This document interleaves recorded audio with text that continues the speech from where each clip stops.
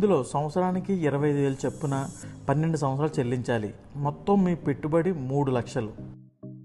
13 మరియు 14 సంవత్సరాలను వదిలేసి 15 సంవత్సరాల నుంచి 30 సంవత్సరాలు అనగా 44 సంవత్సరాల వరకు మీ ప్రతి సంవత్సరం 32,077 రూపాయలు తిరిగి చెల్లించబడుతుంది. ఇలా 30 సంవత్సరాలు మీకు తిరిగి చెల్లించే మొత్తం 9,62,000. మెచ్యూరిటీ సమయంలో 12 సంవత్సరాలు ప్రీమియం రిఫండ్ చేయబడుతుంది, అంటే 3 లక్షలు.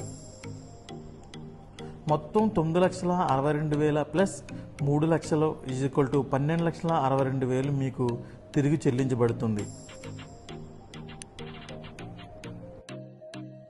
ఇది గ్యారెంటెడ్ పోర్ట్ఫోలియో మరియు మార్కెట్ అప్ అండ్ డౌన్లకు సంబంధించింది కాదు. బీమా కవరేజ్ 3 లక్షల ప్రీమియం చెల్లించేటప్పుడు కూడా వర్తిస్తుంది. పే అవుట్లు తీసుకుంటున్నప్పుడు ఏదైనా ప్రమాదం జరిగితే అది మొత్తం నామినీకి చెల్లించబడుతుంది. పన్ను ప్రయోజనాలు కూడా వర్తిస్తాయి.